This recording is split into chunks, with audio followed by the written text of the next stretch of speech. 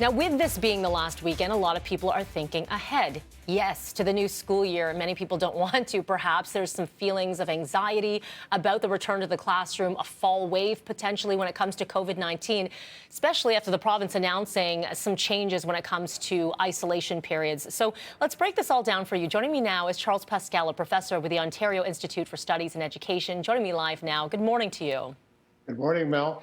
I think if I were to summarize, as a parent heading into this school year, it's the unknown. It's the unknown because no one really knows what the actual setting's going to look like. There's the contract negotiations that are still up in the air. And then there's also COVID-19. So I want to begin with, putting it your way. When you speak to anyone who is feeling this sense of uneasiness, how do you ease that? Well, first of all, let's begin with breaking news that you may want to pass on to the Premier. The pandemic is still with us. And the context in which, we're talking about this uneasiness is one where masks are no longer required. Tracking COVID is no longer required. The science table has been eliminated. And it goes on. And as you say, the isolation period is no longer. So the Premier of Ontario is behaving as though the pandemic is gone. It's politically useful to all of us who just want to see this difficulty ending. So a lot of anxiety for sure.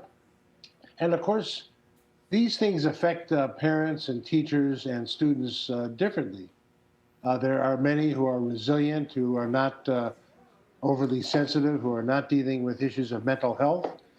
But when it comes to students and parents and teachers, mental health is a huge issue. So what I would do is, if I was a parent, I have grandchildren and several of them are going back. The most important thing is that parents do everything they can to get to calm, because kids pick up stress or calmness from their parents and everybody else who's around them. That's difficult for many parents, but I think that's important.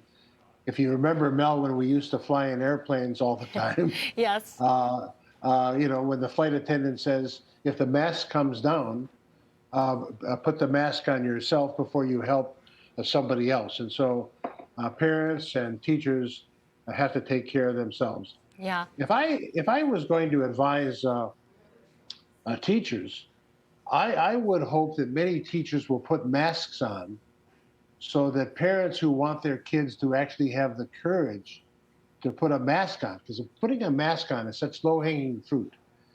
The government hasn't lowered class sizes. They haven't provided the ventilation, all the things that millions of dollars were supposed to be put to helping a safe, healthy classroom. Those things haven't been put in place. But the low-hanging fruit is the mask.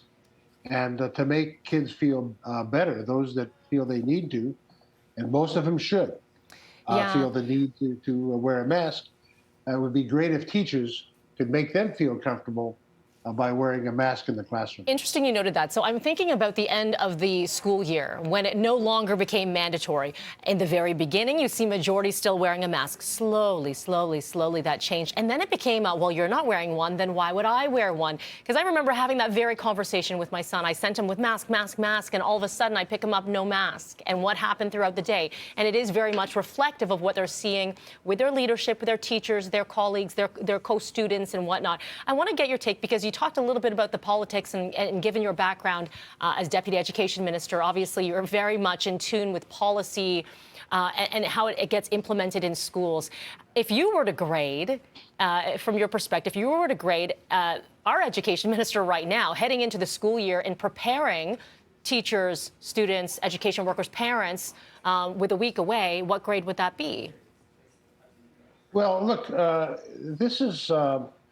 I've been around Queen's Park, going back to one of the best premiers of all time, if not the best, William Grenville Davis, a progressive conservative premier who cared about this, who cared about evidence.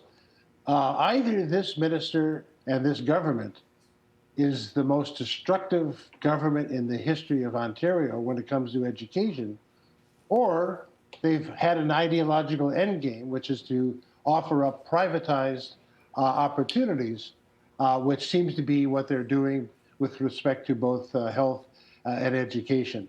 For people who are all of a sudden surprised about the privatization move, since the second election of this premier, I can't believe they're surprised, because we've been talking about this for 2 years, that's their end game. So either this minister is the most incompetent, or he's doing the bidding to till the soil for turning one of the great education offerings in the world into a private system. Mel, you talked about the masks.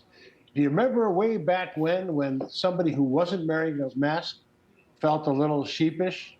Now, when I wear a mask, and I wear a mask everywhere and inside, regarding going to the grocery store or whatever, now it's I'm the oddball in Right. terms of wearing a mask. And I understand it's awful to have to wear a mask for 4 or 5 hours and those kinds of things, but it's an easy thing to do, and it's the kind of thing that I would encourage teachers and others to consider, along with other things. But this is this is the worst kind of politics.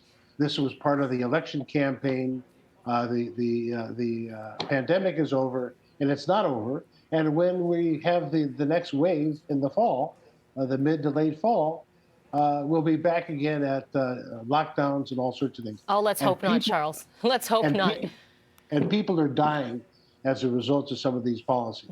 And we don't have time to talk about long-term care. No, that's a whole other discussion, whole Charles, other no subject. doubt. Sadly, we've run out of time, but I appreciate you taking the time with us today, with your insight and opinion. A pleasure. We'll talk to you again, Charles. Thank you. Thank you so much, Mel.